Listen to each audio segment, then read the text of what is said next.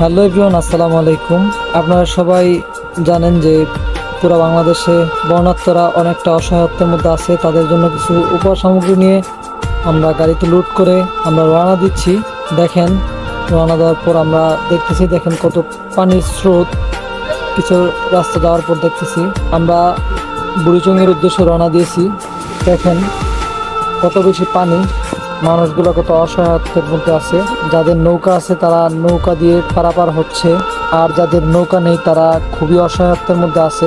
আর আমরা ওইখানে গিয়ে যে একটা জিনিস বুঝতে পারলাম, বেশিরভাগ মানুষই ত্রাণ নিয়ে যাচ্ছে, কিন্তু কেউ আশ্রয় কেন্দ্রে দিয়ে আসছে, আবার কেউ আবার রাস্তার পাশে যে ঘর বাড়িগুলো এগুলোকে দিয়ে আসছে। আমরা চেষ্টা করছি যতটুকু দূরে যাওয়া যায়, যতটুকু ভিতরে যাওয়া যায়, যতটুকু নিচু অঞ্চলে যাওয়া যায় যাবেন। আরও একটা কথা, এই মুহূর্তে যারা পরিকল্পনা করতেছেন যে আপনারা কেউ ত্রাণ নিয়ে যাবেন, আপনাদের কাছে আমার একটা মেসেজ থাকবে। আমরা গিয়ে যে একটা জিনিস বুঝতে পারলাম, সবাই সব কিছু নিয়ে যায় কিন্তু বাচ্চাদের খাবার নিয়ে যায় না কেউ। আপনারা চেষ্টা করবেন বাচ্চাদের জন্য সুজি, গুঁড়া দুধের প্যাকেট নেওয়ার জন্য চেষ্টা করবেন, এবং নুডলস এই জাতীয় কিছু নেওয়ার চেষ্টা করবেন। বাচ্চাদের জন্য জ্বর, ঠান্ডা, কাশের ওষুধ নিতে পারেন। এই কয়েকটা জিনিস কেউ নিচ্ছে না, তাই দয়া করে সবাই এই জিনিসগুলো নেওয়ার চেষ্টা করবেন। আমরা প্রত্যেকটা মানুষের ঘরে ঘরে, প্রত্যেকটা মানুষের হাতে হাতে, বাড়ি বাড়ি গিয়ে নৌকা দিয়ে উপহার সামগ্রীটা দিয়ে আসছি।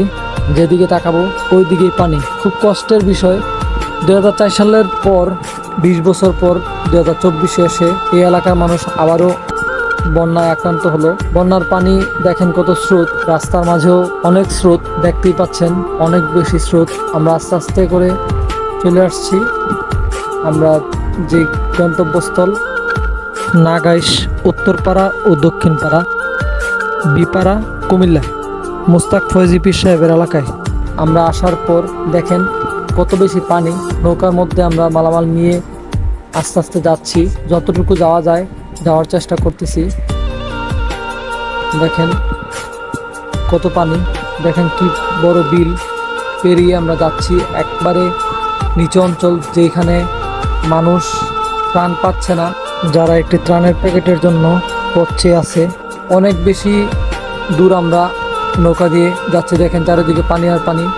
প্রত্যেকটা মানুষের বাড়িতে পানি উঠে গেছে এবং তাদের বাড়িতে গলা সমান পানি, কোমর সমান পানি কারো কারো বাড়িতে। বাড়ি আছে যাদের বাড়ি পানির নিচে তলিয়ে গেছে।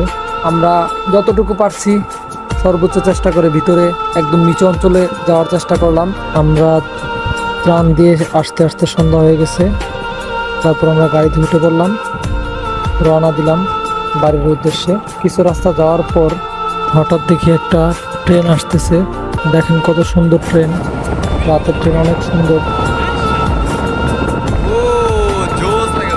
ট্রেনের রাতের দৃশ্যটা অনেক বেশি সুন্দর। দেখেন লাইটের আলোতে ট্রেনটাকে কত সুন্দর লাগছে। আস্তে আস্তে আমরা রওনা দিয়ে বাড়ির কাছাকাছি চলে আসতেছি। আমরা আমাদের পক্ষ থেকে যতটুকু সম্ভব ত্রাণগুলাকে প্রত্যেকটা ঘরে ঘরে পৌঁছে দেওয়ার চেষ্টা করছি। আপনারাও চেষ্টা করবেন প্রত্যেকটা মানুষের ঘরে ঘরে পৌঁছে দেওয়ার। আমরা চলে আসছি আমাদের বাঙ্গরা বাজার, গাজীরহাট বাঙ্গরা বাজারে। আমরা আমাদের গন্তব্যস্থলে চলে আসলাম ত্রাণ বিতরণ করে। আপনারা সবাই আমাদের এই স্বেচ্ছাসেবকদের জন্য দোয়া করবেন, যারা ত্রাণের জন্য সাহায্য সহযোগিতা করছে তাদের জন্য দোয়া করবেন। বিশেষ করে বাজারের সব ব্যবসায়ীদের জন্য দোয়া করবেন এবং প্রবাসীদের জন্য দোয়া করবেন, এবং যারা নিরলসভাবে পরিশ্রম করেছে তাদের জন্য দোয়া করবেন। সবাই ভালো থাকবেন, সুস্থ থাকবেন, নিরাপদে থাকবেন। আল্লাহ হাফেজ।